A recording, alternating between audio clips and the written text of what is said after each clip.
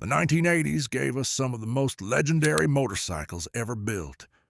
Machines that still inspire passion today. But not every bike from that decade deserves praise. For every Yamaha FZR or Honda VFR that pushed engineering forward, some engines stalled, rattled, leaked, and frustrated their riders. Here are the 10 worst motorcycle engines of the 1980s. Kawasaki KZ 305. The Kawasaki KZ 305 was introduced as a small, lightweight commuter bike with an unusual twist, a belt drive system instead of a chain. While this was intended to reduce maintenance, the belt design proved to be fragile and unreliable. Belts stretched quickly, alignment issues caused sudden failures, and replacements weren't cheap. Add to that an underwhelming 27 horsepower from its parallel twin engine, and the KZ 305 struggled just to keep up with traffic. On highways, vibrations through the bars and pegs were so severe that riders often avoided long trips entirely. Carburetors on the KZ 305 were notoriously difficult to tune, meaning hard starts and uneven idling were common. Compared to Honda's CB series or Yamaha's XS twins, Kawasaki's little twin felt weak, buzzy, and short-lived. New riders, the exact audience Kawasaki was targeting, were left stranded or frustrated when belts snapped or top ends wore out prematurely. The KZ 305 could have been a solid beginner bike, but its fragile engine and poor refinement made it one of the decade's most disappointing machines. Yamaha XS400 DOHC. The Yamaha XS400 DOHC should have been a safe bet. With dual overhead cams and a 4-valve head, it looked like a modern, efficient commuter. Unfortunately, the engine was rough, underwhelming, and plagued with problems. At around 36 horsepower, it wasn't the weakest in its class, but it delivered power in a harsh, buzzy way that made riding at higher RPMs uncomfortable. Vibration was a constant complaint, numbing hands on longer rides. The DOHC design also made valve adjustments finicky, requiring more attention than owners expected. Carbs were another sore spot. They were difficult to keep synchronized, which led to poor throttle response and inconsistent idling. Oil leaks from the head gasket were frequent, and the electrical system was temperamental, especially around the ignition coils. In comparison, Honda's CB450 or Suzuki's GS twins were smoother, more durable, and easier to maintain. Riders who bought the XS400 often discovered it was neither reliable nor particularly exciting.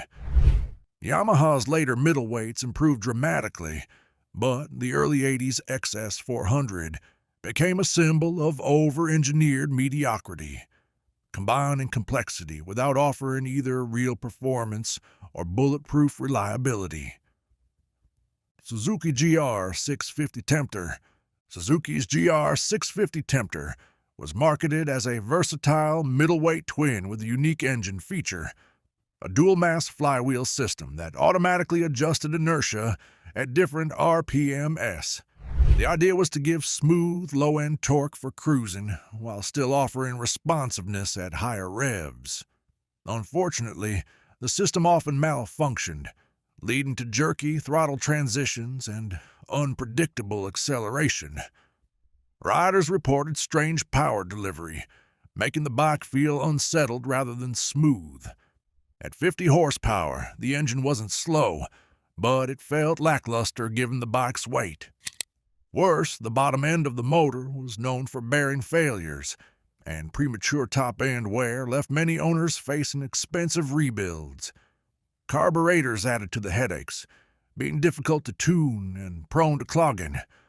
While Yamaha's XS650 became legendary for its raw character, the GR650 earned a reputation for unreliability and inconsistent performance.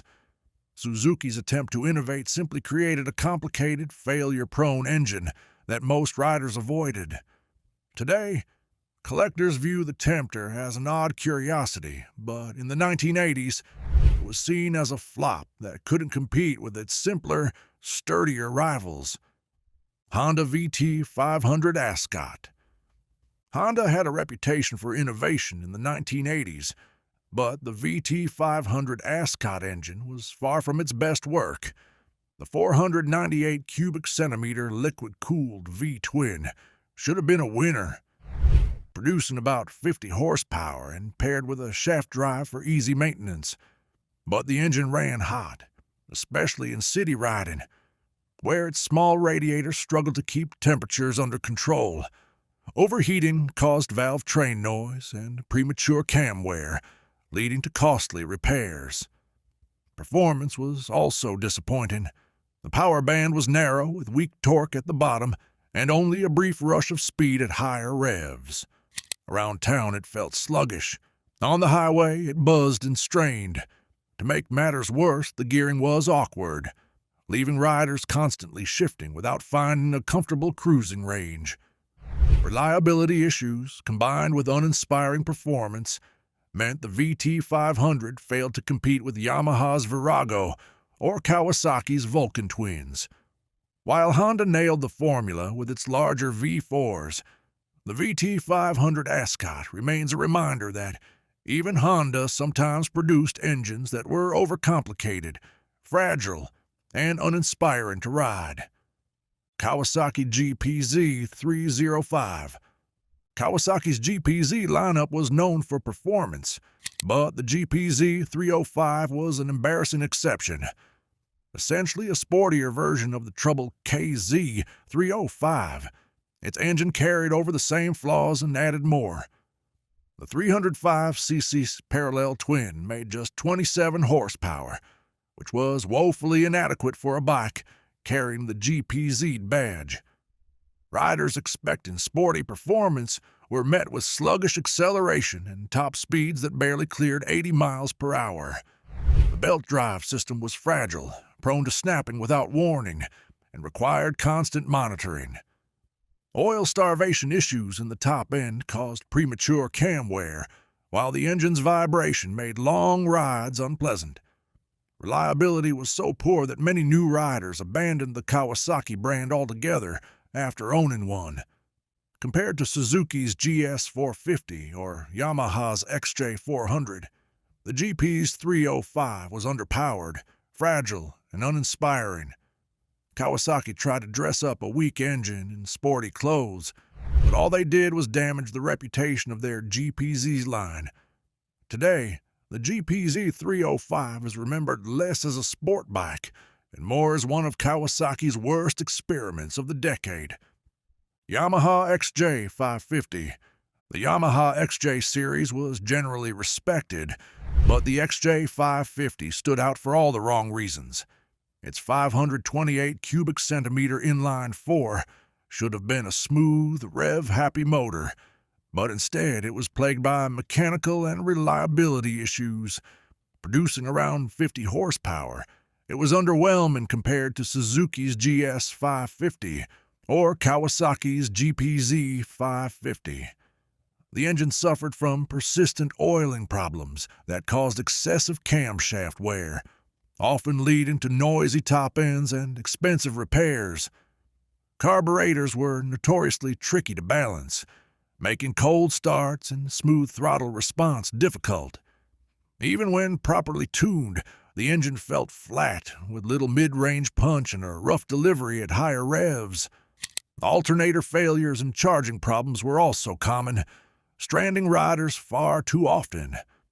While Yamaha's larger XJ engines were strong and durable, the 550 seemed to miss the mark entirely. Riders who wanted a reliable mid-displacement 4 quickly learned that the XJ 550 was one to avoid, as it combined the worst qualities of being both uninspiring to ride and frustrating to own. Suzuki GS 450. Suzuki's GS line is often praised for reliability, but the GS 450 engine is a rare blemish on that reputation. Its 448 cubic centimeter parallel twin put out about 43 horsepower, decent for commuting, but not enough for excitement. Worse, it was plagued with vibration, making long rides uncomfortable. The engine also tended to burn oil at relatively low mileage, sometimes requiring top-end work before 20,000 miles. Charging systems were another weak point, with many GS 450s leaving owners stranded due to failed stators and regulators. Carburetors compounded the headaches, frequently falling out of sync and causing poor idling and misfires at higher revs. Valve adjustments were awkward and had to be performed often, adding to maintenance costs. While Suzuki's larger GS engines, like the GS 750 and GS 1000, became icons of durability and performance, the GS 450 was more often seen broken down in a driveway or up for sale cheaply. Riders who bought one expecting a smaller version of the GS 750 legend quickly discovered they had purchased one of the least reliable engines Suzuki ever built in the 80s. Honda VF 500F Interceptor. Honda's VF 500F Interceptor was a beautiful, high-revving sport bike that delivered thrill and performance. When it worked, the 498 cubic centimeter V4 engine pumped out about 70 horsepower, making it one of the quickest in its class. But beneath the excitement was a fatal flaw: poor oiling of the camshafts. This design defect led to the infamous chocolate camshaft problem, where lobes wore down rapidly, sometimes within just a few thousand miles. Once wear set in, performance dropped dramatically, and repairs were extremely costly. The engine also ran hot, adding further stress to the oiling system, and owners often complained about ticking valve noise even on relatively new bikes. While the chassis and handling were superb, the fragility of the engine doomed the VF 500F. Honda would eventually fix the oiling issues in the later VFR series, but the Interceptor's reputation was permanently damaged. What could have been one of Honda's most beloved middleweight engines instead became a cautionary tale about how one design flaw can ruin an otherwise brilliant motorcycle. Yamaha XV 535 Virago. Yamaha's Virago line was successful overall, but the XV 535's engine was a weak link in the late 80s. The 535 CV Twin was intended as a fun, lightweight cruiser, yet it delivered only 44 horsepower and felt sluggish at highway speeds. Power delivery was uneven, with noticeable flat spots in the rev range, and vibration was excessive compared to rivals. Worse, the 1535 became notorious for starter motor issues. The dreaded Virago starter clunk left many riders stranded as the bike simply refused to crank reliably. Even when running, carburetor problems created inconsistent idling and poor fuel economy. Oil leaks were another common issue, with gaskets deteriorating far earlier than expected. While the larger Josef-themed 750 and 1100 models built a strong fan base, the smaller 535 felt underpowered, fragile, and frustrating to maintain. Riders who wanted an approachable, stylish cruiser ended up with a machine that required constant tinkering and still failed to deliver confidence on the open road. The 15535 is proof that even a popular platform can stumble badly with the wrong engine execution. Kawasaki ZX 750 Turbo.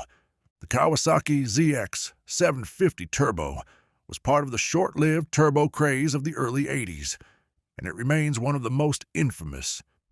Its 738 cubic centimeter inline 4, borrowed from the GPZ 750, was boosted to 112 horsepower by a turbocharger. On paper, this promised superbike performance in a straight line. In reality, it was plagued with issues. Turbo lag was severe, leaving the bike sluggish off the line before suddenly surging with uncontrollable power. This unpredictability made it difficult to ride smoothly, especially in corners. The extra heat generated by the turbo caused frequent head gasket failures, detonation problems, and overheating, particularly if owners didn't use premium fuel. Electrical components and plastics near the turbo cooked under the heat, leading to failures that were expensive to fix. Maintenance was a nightmare, as access to the turbo system was cramped and parts wore quickly. While the ZX750 turbo was blisteringly fast under ideal conditions, it was fragile, temperamental, and impractical. Kawasaki wasn't alone. Honda, Suzuki, and Yamaha also struggled with turbo bikes, but the ZX750 stands out as the most notorious example of why the turbo trend collapsed almost as quickly as it began. So there you have it, the 10 worst motorcycle engines of the 1980s. If you enjoyed this ride through the darker side of motorcycle history, make sure to hit that like button and subscribe for more deep dives into the best and worst bikes ever made. And let me know in the comments, which of these engines do you think was the absolute worst? And did I miss any that deserve a spot on this list? Thanks for watching. See you in the next one.